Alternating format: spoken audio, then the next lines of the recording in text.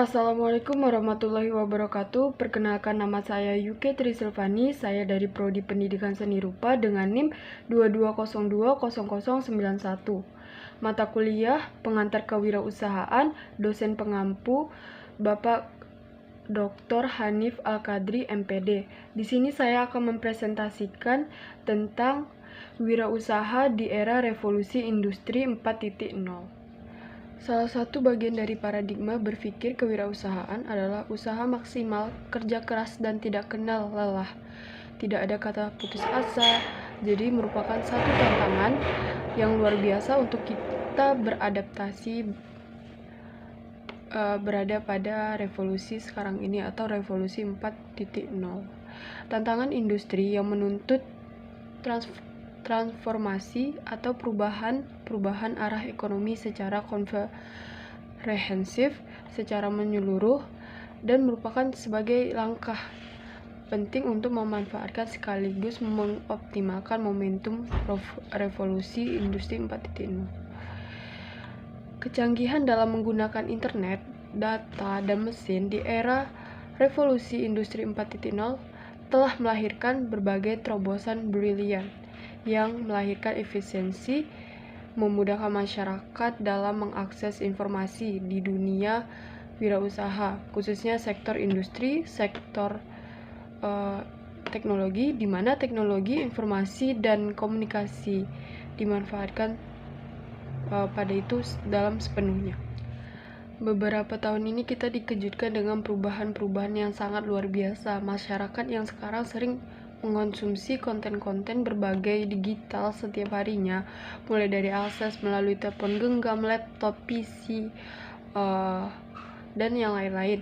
Semua aktivitas dalam hidup kita ini sangat bergantung dengan internet, mulai dari bangun tidur, berolahraga, berangkat sekolah, berangkat kerja, makan siang, janji temu, menonton hiburan, melakukan pembayaran, hingga membeli barang. Semuanya dilakukan serba online, serba menggunakan internet. Faktor bisnis yang kita ketinggalan begitu banyak, mulai dari fase industri 1.1 di mana kita masih menggunakan mesin bajak, yaitu berupa kerbau, di mana di negara lain atau contohnya di Jepang sudah menghasilkan beberapa ton padi, sedangkan kita masih menghasilkan berapa ratus kilo. Sedangkan di fase industri 2.2 di mana dulu kita masih menggunakan percetakan atau majalah koran, sedangkan sekarang kita sudah menggunakan media elektronik, bisa dibaca melalui HP, tablet, atau yang lainnya. Fase industri 3.0 di mana komputerisasi industri elektronik otomotif itu termasuk dalam kategori 3.0 yang berupa proses komputerisasi sebentar harusnya sudah kontrol sudah meningkat. Revolusi industri 4.0 berada pada fase 4.0 vintage, misalnya semua serba online, semua serba digital. Digital marketing sangat menjadi penting karena akan menjadi masa depan kegiatan marketing, dan nampaknya media digital akan segera menggantikan media-media dengan bentuk yang tradisional. Metode komunikasi digital marketing lebih praktis dan efisiensi, serta menawarkan potensial yang lebih untuk pelaku marketing. Kecanggihan dalam mensinergikan internet, data, dan mesin di era 4.0 telah melahirkan beberapa terobosan brilian yang melahirkan efisiensi yang memudahkan masyarakat dalam mengakses harga yang lebih terjangkau. Di era industri 4.0 sangat penting membangun karakter bisnis atau entrepreneurship generasi muda agar memiliki kesadaran mengubah budaya kerja menjadi mencari kerja, menjadi budaya, menciptakan kerja dan lapangan kerja. Spirit entrepreneur harus ada di dalam diri milenial. Maka penting generasi muda itu sebagai calon sebagai calon pemimpin bangsa harus tampil berbagai daya berkualitas. Di samping itu dia harus memiliki dan harus dibangun karakter entrepreneurship. Yang pertama yaitu menumbuhkan karakter wirausaha, yang kedua menumbuhkan wirausaha baru yang kreatif, inovatif, berbasis teknologi, dan yang ketiga membantu mahasiswa dalam menentukan keunikan bisnis dalam berbasis teknologi. Di era revolusi 4.0, kaum muda ini mempunyai kompetensi akademik yang baik, berjiwa entrepreneur yang baik, menguasai fitur skill atau soft and hard skill sebagai modal kompetensi diri, di mana dalam perkembangan revolusi industri 4.0 adalah access of the thing, konsep di mana suatu alat fisik atau mesin yang berkoneksi dengan jaringan internet, big data, dan argumen reality. Kemudian cyber security, artificial intelligence, advanced manufacturing, integrated system, dan cloud computing.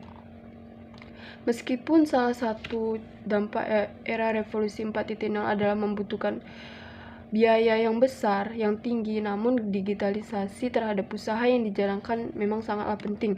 Dengan adanya teknologi canggih ini dapat meningkatkan efektivitas dan produktivitas. Produk yang dihasilkan pun lebih beragam dan harganya lebih terjangkau sehingga mampu mencukupi kebutuhan pasar. Bicara soal transformasi ekonomi, itu merupakan kunci dari kemajuan bidang ekonomi. Mau tidak mau, kondisi ini harus memang diseimbangkan, di mana yang dibenahi itu adalah kualitas dalam negeri yang kita punya, kemudian kita produksi, kita ekspor keluar sehingga harga yang menjadi berlipat dan memberi keuntungan kepada kita. Lanjut, strategi bangsa dalam menghadapi revolusi industri 4.0. Peradaban manusia sudah beberapa kali melewati fase revolusi mulai dari 1.0, 2.0, 3.0, dan yang sekarang kita hadapi adalah revolusi industri 4.0. Digaungkan oleh pemerintah Jerman, revolusi industri 4.0 ini dipercaya dapat meningkatkan perekonomian dan kualitas hidup secara signifikan di seluruh muka bumi. Prinsip dasar industri 4.0 adalah penggabungan antara mesin, alur kerja, dan sistem dengan menciptakan dan menerapkan koneksi cerdas di sepanjang proses produksi untuk mengontrol satu sama lain secara mandiri. Industri 4.0 ini memiliki 4 prinsip, antara lain interkoneksi, yaitu kemampuan yang meliputi mesin, perangkat, sensor, dan manusia untuk dapat terhubung dan berkomunikasi satu sama lain melalui Internet of the Things atau Internet of People. Hal ini sangat membutuhkan kolaborasi, keamanan, dan standar. Yang kedua, transparansi informasi yang bertujuan menciptakan model digital dengan data sensor termasuk analisis data dan penyediaan informasi. Lalu ada bantuan teknis yang terdiri dari sistem untuk membantu manusia mengumpulkan data dan memvisualisasikannya agar bisa menghasilkan keputusan yang bijak. Yang kedua, cyber fisik yang bertujuan untuk menggantikan manusia untuk melakukan tugas yang berat, tidak menyenangkan, dan tidak aman. Yang terakhir, sistem fisik cyber untuk membuat keputusan mandiri dan menjalankan tugas dengan efektif. Untuk menghadapi era di sebuah negara, maka membutuhkan sumber daya manusia yang mumpuni dan mudah beradaptasi, terutama terhadap bidang teknologi yang tidak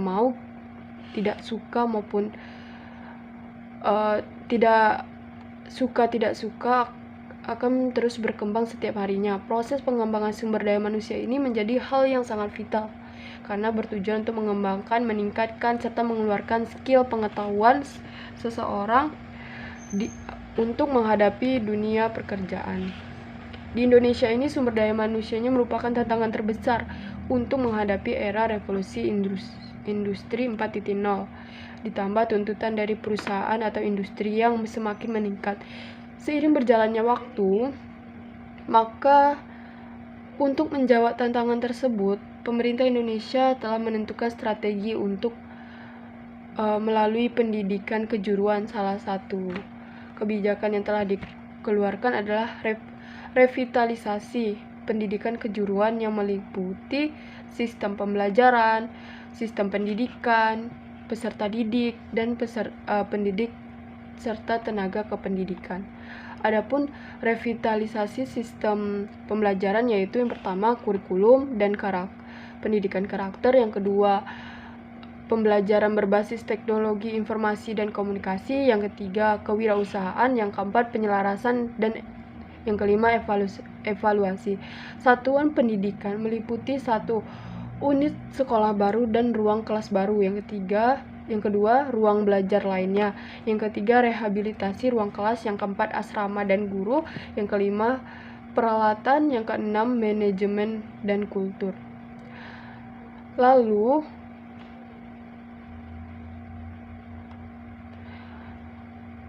peserta didik meliputi yang pertama pemberian beasiswa, yang kedua pengembangan minat dan bakat, yang ketiga kualifikasi, yang keempat sertifikasi, yang kelima pelatihan, dan keenam karir dan kesejahteraan, yang ketujuh penghargaan dan perlindungan.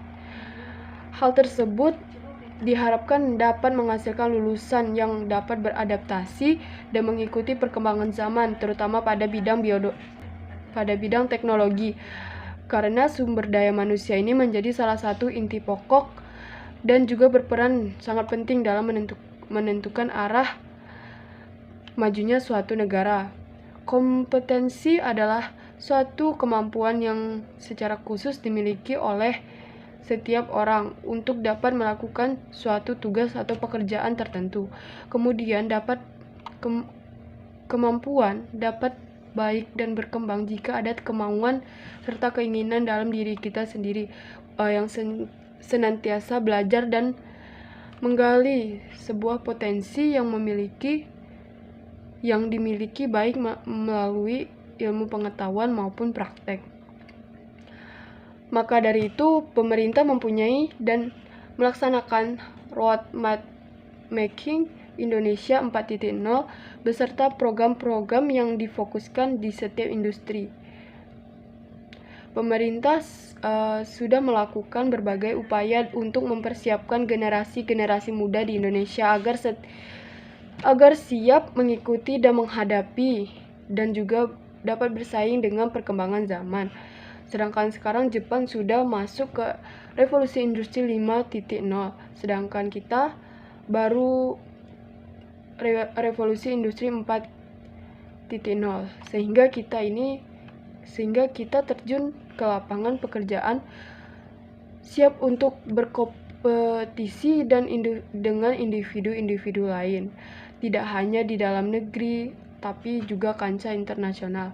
Jangan takut dengan gambaran mengenai tenaga manusia yang akan digantikan oleh robot. Justru jadikanlah hal tersebut sebagai sebuah tantangan atau motivasi agar kita senantiasa memiliki sebuah keinginan untuk menambah skill dan knowledge. Sekian presentasi dari saya, kurang dan lebihnya saya minta maaf. Jika terdapat kekurangan materi, saya minta maaf karena saya masih belajar. Saya akhiri, wassalamualaikum warahmatullahi wabarakatuh.